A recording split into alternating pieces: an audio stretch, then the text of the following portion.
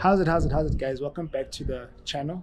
In last week's episode, I did mention that we have to sort out a couple of issues. There's three issues: a leaking brake caliper, leaking injectors, and a weird noise in the bell housing. And we suspect that it could be one of the clips or the welds rather on the pressure plate. So we have checked up the car. I'm working with a guy that's been working on these type of cars for years. His brother used to be a co-tech at BMW back in the 80s. So I got him to come and help me today. So we're going to be putting in some work on the car. So as you can see, we've jacked up the car. We're going to be taking out the gearbox and the bell housing first, and then the next part of the game is to do the injectors. So we'll do a nice little video of us taking out the bell housing, take out the clutch assembly, and then we're going to do other follow-up shots. But in this episode, I'm going to show you exactly what we're doing and where we're doing it at. Ngolana ngicaqala coupling lena ukuthi ukwazi keep it drop shaft.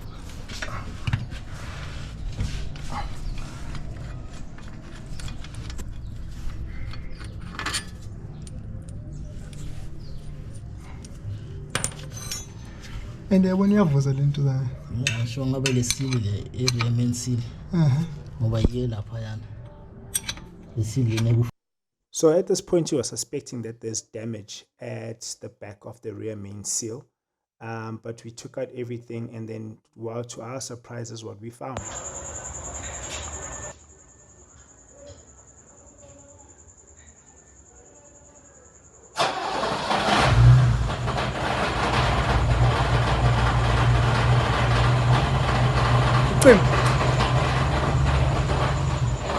So we were super worried about what was going on because we literally thought there was something wrong with the crank. Maybe bearings weren't fitted correctly or whatever the case may be. But my suspicion was essentially the pressure plate, because I've had an issue before where the springs broke off the welds on the pressure plate.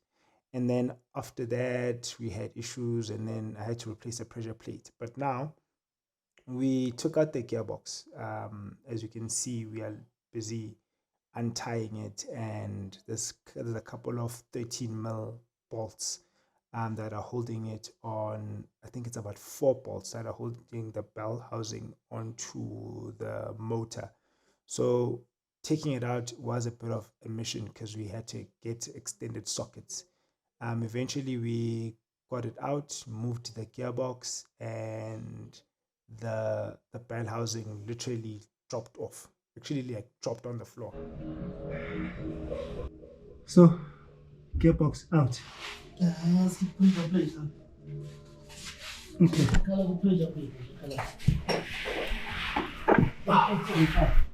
Yeah.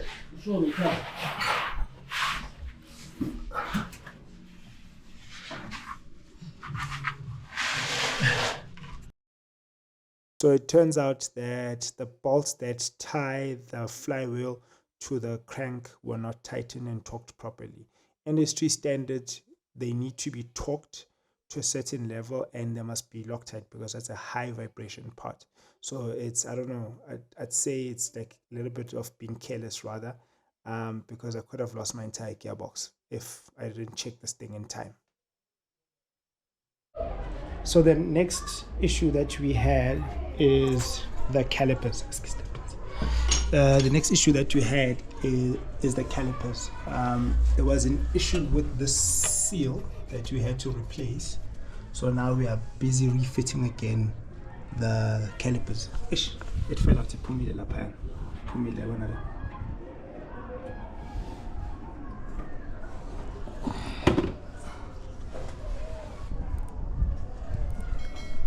So luckily we had another older caliper, but the rubbers seemed like they're still good. So we're going to literally use those to put them onto this refurbished caliper. If you can have a look. So these are fairly, this has been redone. This is some new stuff. So I'm going to clean this out and then put it back on the car. So essentially what I noticed was that whenever I'd brake, there would be, actually whenever I'd park the car, I'd see like a puddle of brake fluid just under the rim. And I was like worried because also whenever I'd brake, the car would veer towards the left. And it turns out that the guys that did the brakes, they didn't install a seal in between. There's like a little plate. You'll see it later in the video. There's like a plate that separates the calipers, well, the left and the right side of the caliper. So brake fluid runs right through all of that. So what was supposed to happen was on that side, on that caliper, that one little rubber was missing. So we had to source one. We had to take apart the caliper, put that rubber bit in between and put it back in, and then try and attempt to bleed the car. And bleeding the car is another task or another job on its own. So we stepped out a bit to go get Loctite so that we can Loctite these bolts onto the flywheel.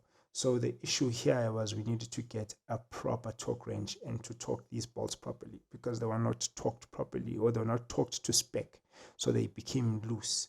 So whatever that you do, guys, please make sure, if you ever do this job, make sure that you get Loctite and you tighten these bolts and you make sure that they stick, because when we took out the pressure plate, we could literally unscrew these bolts with our finger, and that's not good, because if these bolts had to come out while driving, remember this thing is spinning at 9,000 10,000 revs, the highest, and these bolts could have easily damaged your bell housing, could have easily damaged your gearbox, and that's a setback that you don't need.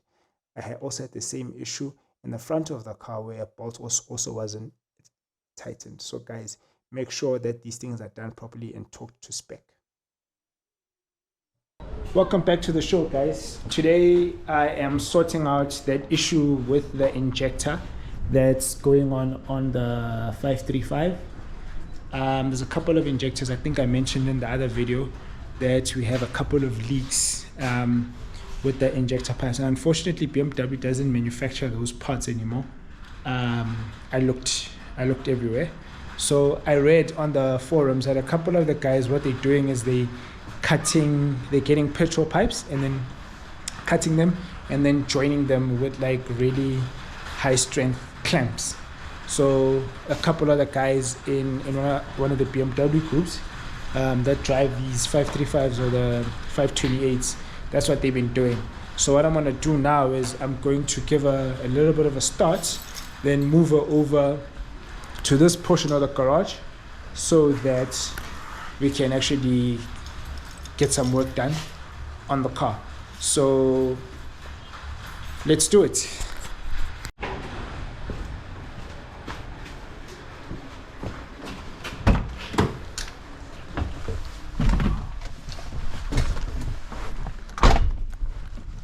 So I know it's a little bit dark, but hopefully we get it started and get it running.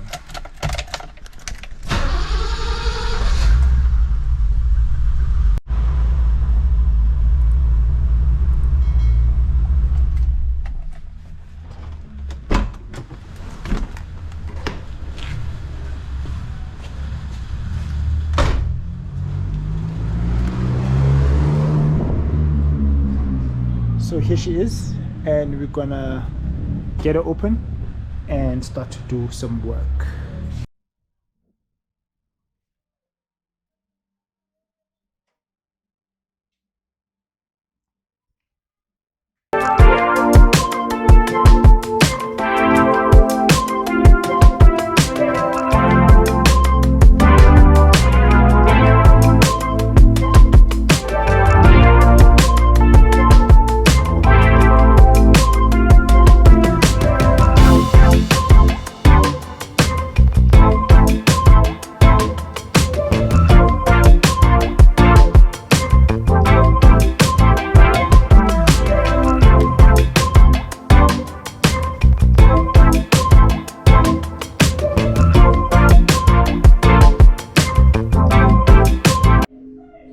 So this is where the issue is.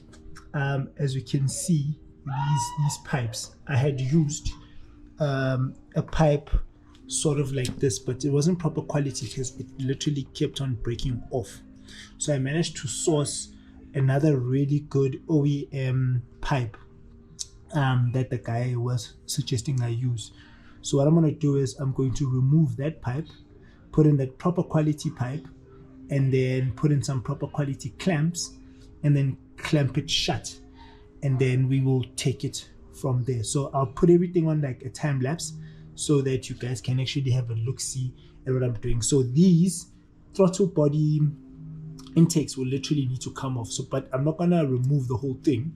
I'll just remove this portion because it gets screwed on by 4 bolts, 2 on top, and if you can see there, 2 at the bottom. And then I'm gonna do the same thing again to cylinder 1. Well, I think it's cylinder 1, if not cylinder 6. I'm gonna do the same thing on this bolts, these 2 bolts here and those 2 bolts there, and secure in that pipe. So I'm gonna put this thing on time lapse so that you guys can see me do my thing. So now we are tying the bottom piece.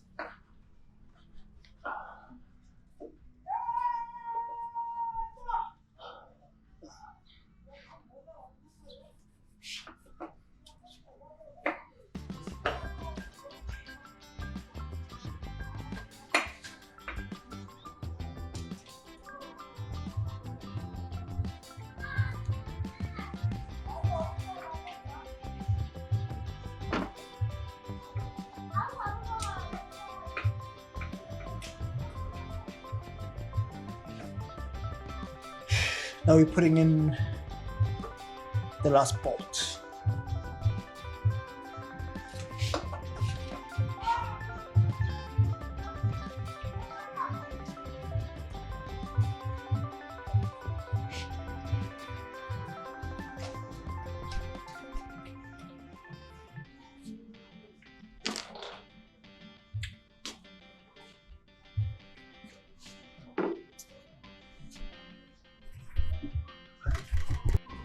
So this is the moment of truth. We are going to start it up and see if there's any leaks, which I don't think there would be, but let's start it up and let's have a look see.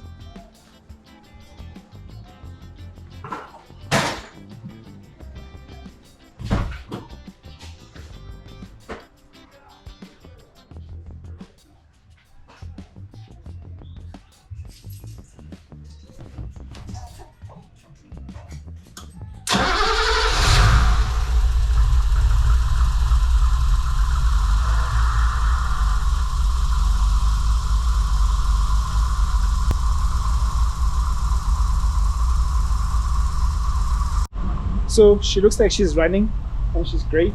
She's running very smooth, I guess. I was starting to do a little bit of dyno tuning on the car to get it to idle properly. I'm not happy with the way it mixes petrol. But yeah, we need to do a little, like a couple of settings on the car. But that will come. There's a lot that we still need to do. But the fuel leak is sorted. The gearbox issue is sorted. The brake caliper issue is sorted.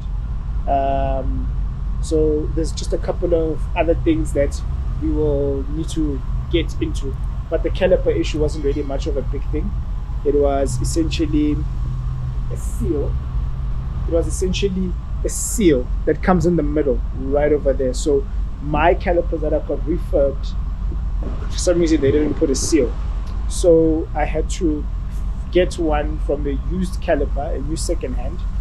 The seal was still great, so I just replaced the seal on my brakes. So what I need to do now and there is I need to take the car to another place called Wingate. They're the guys that did the brakes on this car to sort out the brakes and make sure that it's braking properly. It's a bit complicated to bleed these cars, but I'm gonna put it up in the next episode so that you guys can see how complicated it is to get these cars to run properly. Thank you guys, appreciate it. We on the come up and we on the rise. Tonight I just hope we survive. We on the come up and we on the rise. Tonight I just hope we survive. We on the come up and we on the rise. Tonight I just hope we survive. We on the come up and we on the rise. Tonight I just hope we survive. We on the come up and we on the rise. Tonight I just hope we survive. We on the come up and we on the rise.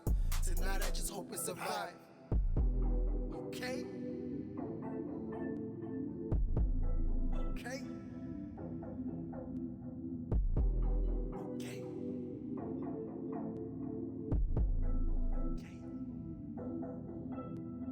Storyboard to this real storyboard to this real film. Pictures, still ill victims in this ill system.